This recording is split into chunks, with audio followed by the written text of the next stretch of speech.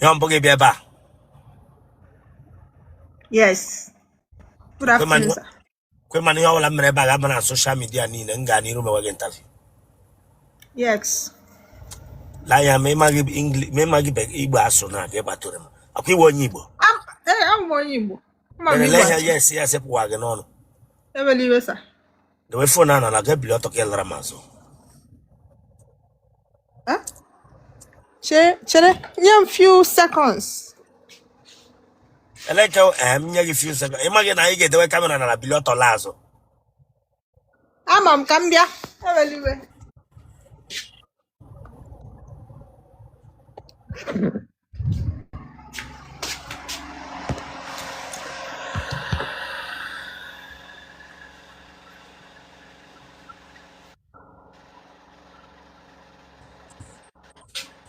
Lazo.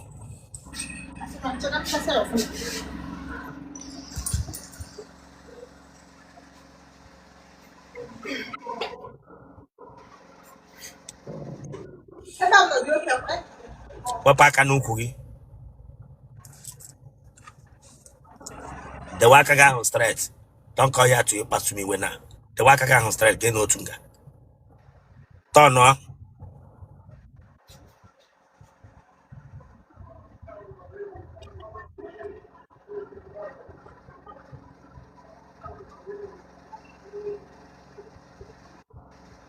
Meshilata to go kwage. Where reverse bia.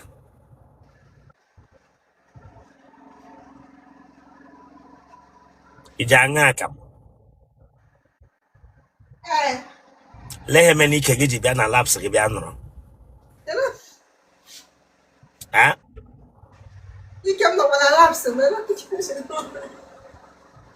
Abekola ya beta ko sheze na. Lehe meni kegiji bia na laps ke bia no.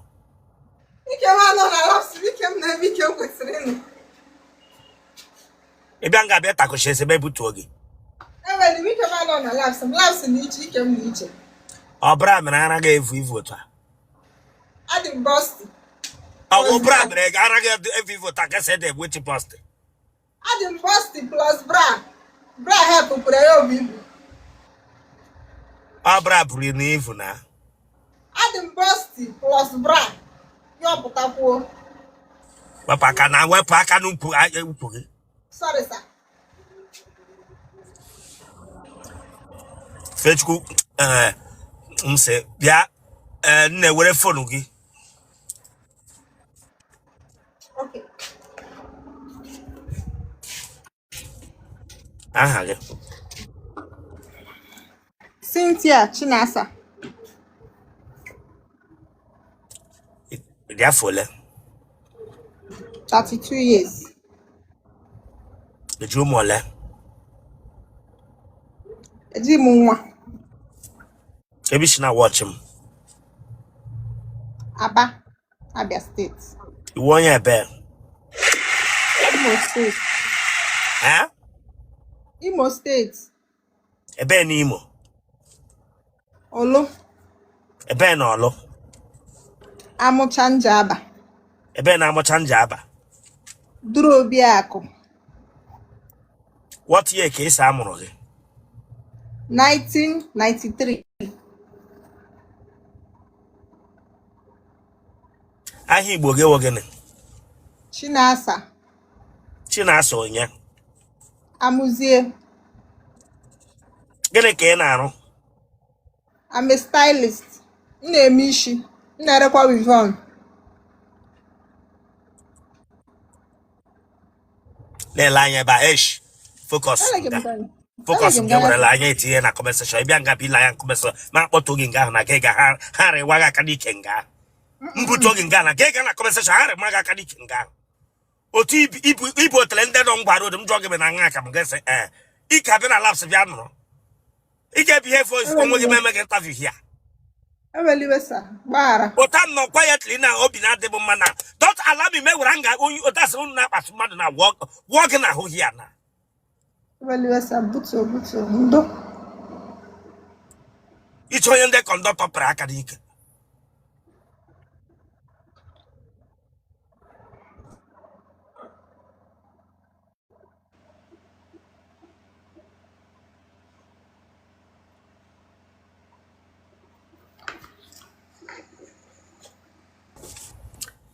Kesa di binaba. Over living word. Nigga na godendo. Mommy didn't do that's the man will go. Chai. Don't know.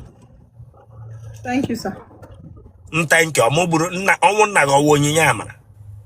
Ija asem thank you. Onwon na go gift nyine. Chileka agba go damn you ma ka ese kwoku.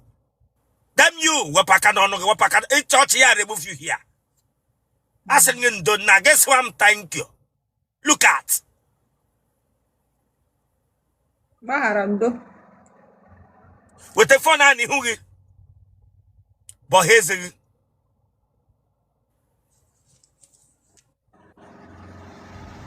gina ndami ono kola. Mba. Onye police oti na lage mpo. Mba. Vigilante kwan. Mba. Ija ngamu. Mba. Ije chi umu nwoke ara. I'm getting the banana. Ije nyo enyi gị nwoke ara gesi ga-enye diga ononga. Diga ononga Chineke agbagoku. Ije chi umu nwoke ara. Ị na-enye diga ara nke nne ya nyere ya ozubere ya nwa biko nwụrụ anwụ. Ebe a ka ebere gwa m si ga-enye diga ara. Diga obere nga ara ọya wo ụmụ ị na-amụ n'ụwa. Onye eriri eri ga-enye diga ara. Dem you Chineke agbagoku. Sorry, sir. Ị chọọchị ya remove you ọ dị kịchịla ngwu egwuregwu hia. Ị na-enye diga ara. Zara ga wo emeghe promo code nwa bingo.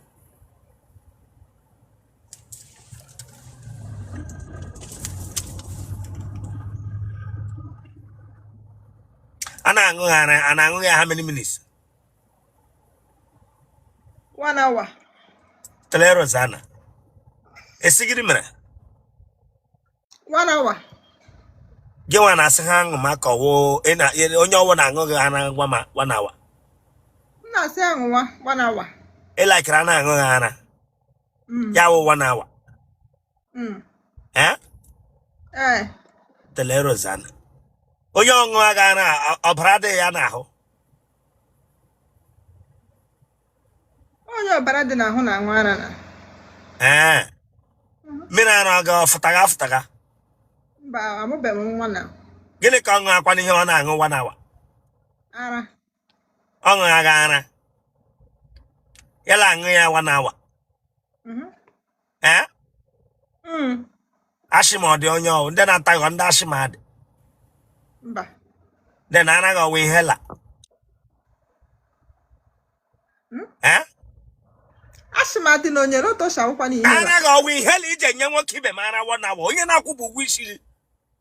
Emanụ na-enwebe aka ọkụrụla n'ụzọ. Geti gị ara for 1 hour. It's not the egwu here. You think I'm talking with you? Get what I think I keep them 1 hour for 1 good hour.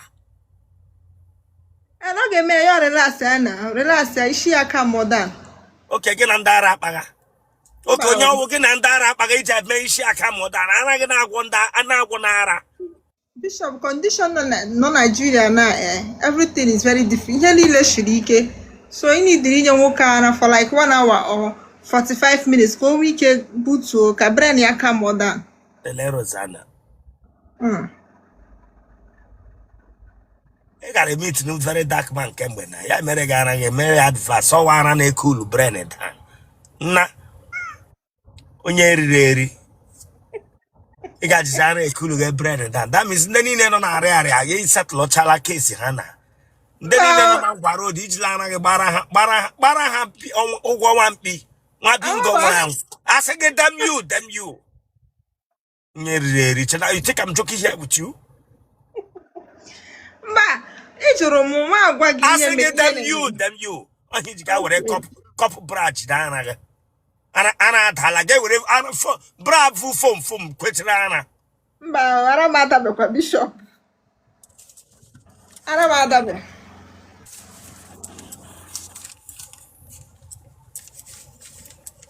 Ojana and Mongo. One, na Igbo. One ba, Nekana. Agala. Ara gala. Ara gala ndị Aba.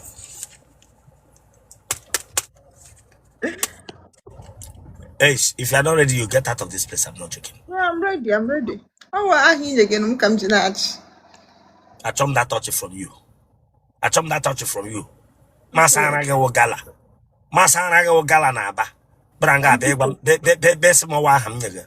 Masana go wana gala. You would let cobra na maju chadia no nya hungarang no nai. It is so wana we has zaju true tang. Wa bingo na we bregam so wa ham nyaga the thing. Wapa kanonoge, wapa akanonoge.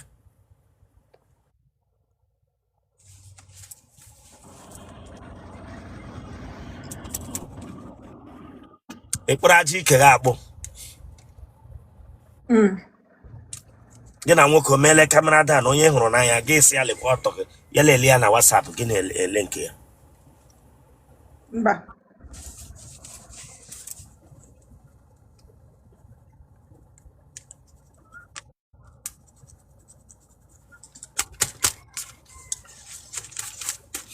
Gị na onye bi? Naanị m bi. So ọ wụ ime isi ka ị na-eji akwụ ụgwọ ụlọ ebe naanị gị bi, ibi ụgwọ isi ịrụtaga na saloon na wifon ire ka ị na-eji akwụrụ onwe gị ụgwọ ụlọ ka enwere ihe ọzọ ị na-eme na-agba akwụla na-eme akwụ ụgwọ ụlọ? Mba, ana m agba akwara biko. Ka emeni ji nọrọ 32 years ihubeghị ọsịsa akwụ mụọ gị di ya bịa bịa jụọ ajụjụ, wepụ aka na ntị gị. Kemgbe akwụ mụọ gị ọ di ya bịa gwa gị sị na ọ chọrọ ịlụ gị ọ achọrọ ịkwụ ụgwọ isi gị, then ka emeni ji nọrọ kemgbe ịkwụpụta ụwa enwebe nwoke bịara na gwa gị okwu marriage mbụ? Ewego na. Okay, mmadụ ole? Aga m echeta licha, but ahụbeghị m onye obi m nabatara.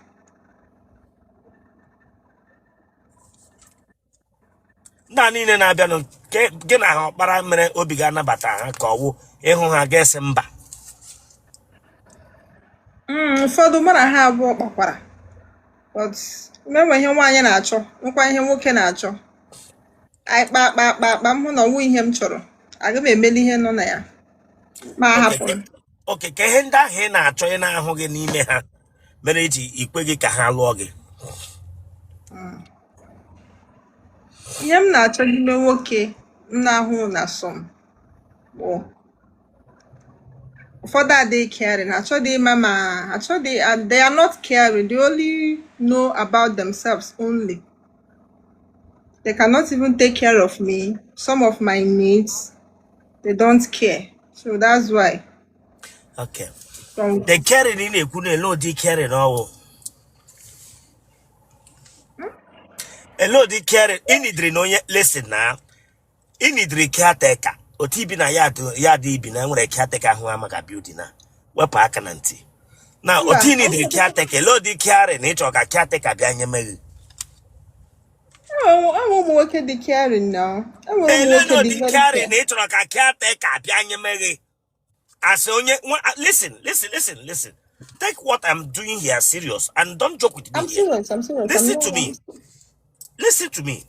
One, is that Nagan and Dahon para, nebera for marriage para, and you personally, Mehabera, what you are looking for with him, you need a man that will take care of you. That's all for your needs. Now, yes. That means you need a caretaker, just like this building in on Ibiniana Ugolo. And when a caretaker on a compound down. Yes. Yes. Now, what you need the caretaker nando. Now, caretaker you need the nando, my sister. Hello, the caretaker. You caretaker and Quesine Meregu. I am ran on Yaho the Karen. Because we enable them matter.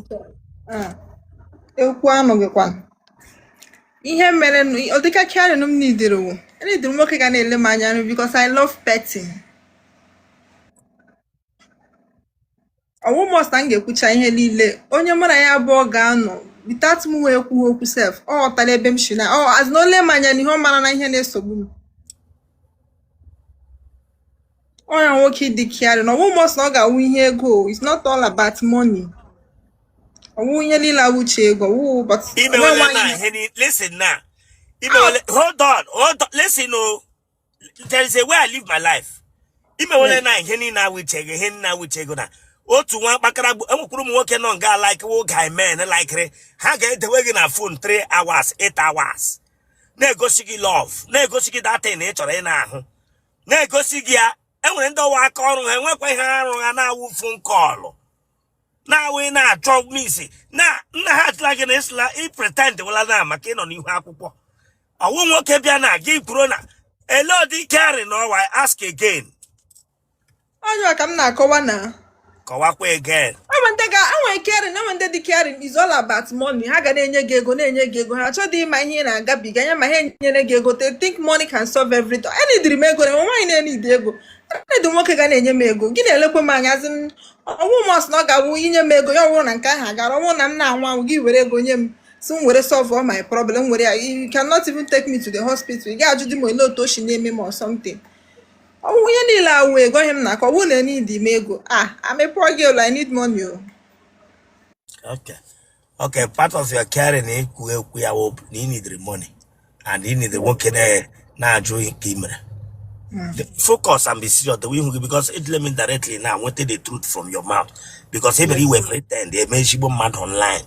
Then listen because so from the concern no na etakoro because when one boy no na bana wo onye ntakoro so no na na-aga na ịwa agụ bụ ọnụ so from the concern daga gị nọ gị na-agba ịwa awụsa Igbo ịghọtara nwa agbọghọbịa ọwụla nọ na-aba wa awụsa ndị Igbo ịghọtara so now carry na ịchọga awụ ego one yela ego yela ịma ka ị mere wepụ aka na ntị gị wepụ aka na ntị gị wepụ aka na ntị gị nwa bingo wepụ aka na ntị gị onye riri eri wepụ aka na ntị gị ego ole ka ịkwụwa n'ụlọ ịnọ n'ime ya 400. Okay, ebe ị nwere ihe na-arụ nwoke ahụ bata n'ime ndụ gị in the name of ọ bịakwara for marriage gị na ya na-akpa ọ ga na-akwụkwara gị ma ụgwọ ụlọ akpa ya carry na nsokwu ma ụgwọ ụlọ ụtọ ị nwere ụlọ na ngananị gị bi na-enweghị ọgụ nwa na hustle akwụ ya na nwoke ahụ ga-abatazi gị na ọ bịa for marriage ọ ga na-akwụrụ gị ma house rent akwụ ya nwoke bịara for marriage ọmụa ga na-akwụrụ ya ụgwọ ụlọ ọlụbenụ ga-alụ ụtọ ahụ ọ bịara gị na ya na-akpa then ma ọ na-eweta ego gị na-akwụ house rent ị nọ n'ime ya na-akwa ọ wee n'ụlọ ọkwa wee red flag a red flag o make you support with anything no must na onye ga-akwụcha ihe niile okay ọ ga-support gị kwụọra gị ụgwọ house rent and a supportive man yes okay na-akwụ bụ ụgwọ isi akwụ ya asị gị na almost ya ka na-akwanụ gị na that is it na-akwụ bụ ụgwọ isi gị akwụ ya okay nne aha gị wụ gịnị Chinasa Cynthia Amuzie Chinasa onye Cynthia Amuzie Chinasa Cynthia Amuzie se were ego ịgba nkwụ ya na marriage kwụtụwa half of ụgwọ ụlọ tupu abịawa for ọlụlụ di na nwanyị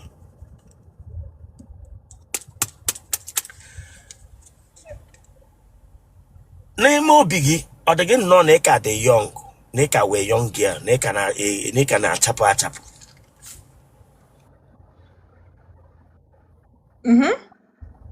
okay ịka dị young apụ ya anya beghị anya apụ ya okay agadi nwanyị baby so ka dị young sugar auntie ụmụ yahoo sọka ya ndị yahoo na ndị businessmen ele nke ị ka chọrọ yahoo man businessman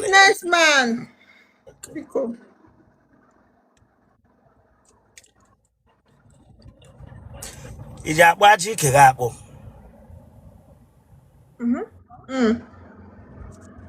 ị pụọ n'ụlọ gị lee time ị na-eje abata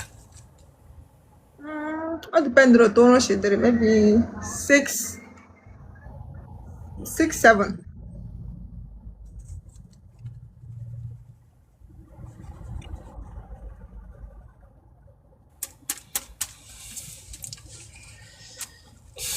Iwapụla nwa mbụ. Mba.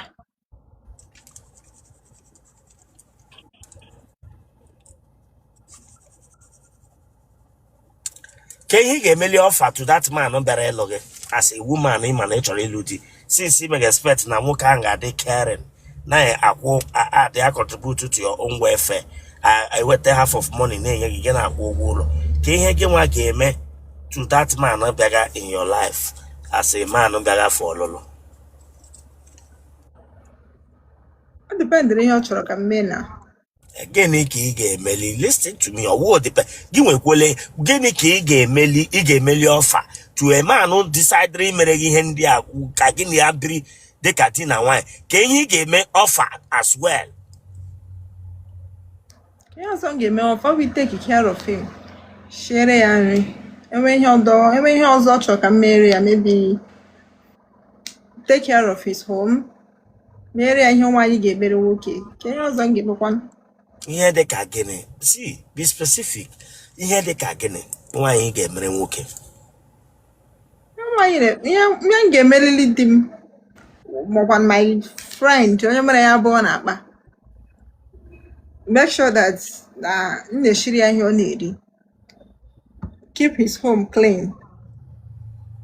Take care of him in terms of maybe some errand m ga-emelili m ga-help ya mee. I do it for him. Errand ị ga-emeli? Errand like which type of errand? Maybe ihe ndị ọ ga-achị ime, maybe onwe a chance ọsọ m help ya mere ya. I can do it for him. Ọ bụ nke m ga-emeli. Okay, ị ga-anọ na-asara di gị akwa otu ị nọ na ị ga-asaliri di gị akwa? Why not? Ịlụ ọ dị ị ga-like inwe nwa boy ka ị ga-like ịnọ with only your husband? I like with my husband alone. Ụmụnne gị ọ dị ole? 6.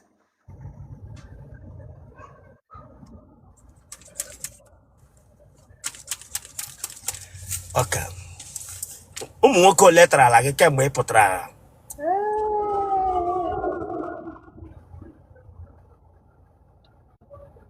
Amam. Listen, I'm not joking with you. If listen, y'all name onye nwa, I don't joke here. Ụmụ nwoke ole dinarala gị kemgbe ị pụtara ụwa? Amam. Ị nọ 32 years, ịma ụmụ nwoke ole dinarala gị? That's uncountable now. Eh? Amam. Ị na-edina nwoke? Eh? Mba. Ma ihe enwe enyi nwoke, kemgbe ị pụtara ụwa enwe enyi nwoke? Why are you like this now? Why are you lying? Kemgbe ị pụtara ụwa enwe enyi nwoke? Why? Enwere m enyi nwoke na. Ha na-ara gị? Onye ahụ akwado gị ara ahụ isi ichi gị those people for what? Onye mere m ji enye n'ara na. Eh? Onye mere m ji enye enyi m nwoke ara. Listen, it's like you are joking with me. I'm not joking. Okay, let me end the interview, okay? Whenever you are serious, we'll continue. In a young worker for 1 hour, and I check me why will you be always lying like this?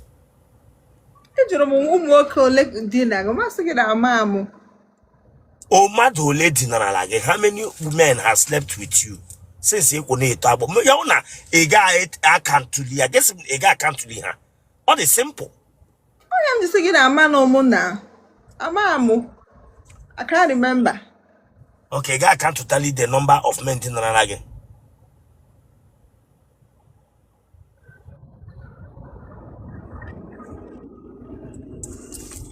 Eh? Amamu.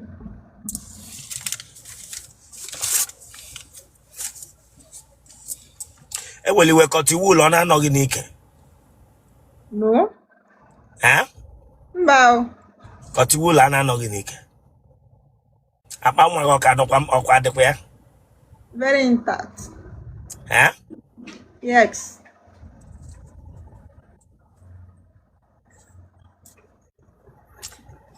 Otu iyi akwa na iyi shiri akwa na wepụ aka na ntị gị.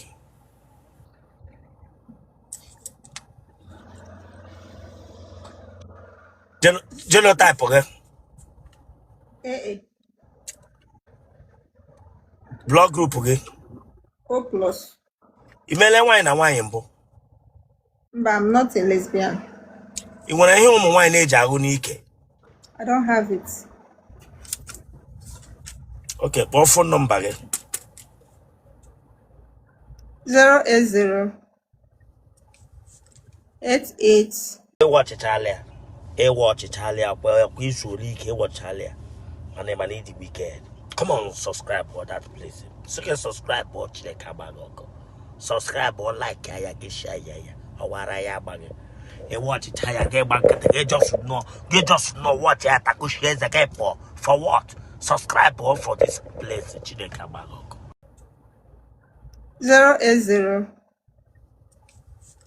88 52 30 41.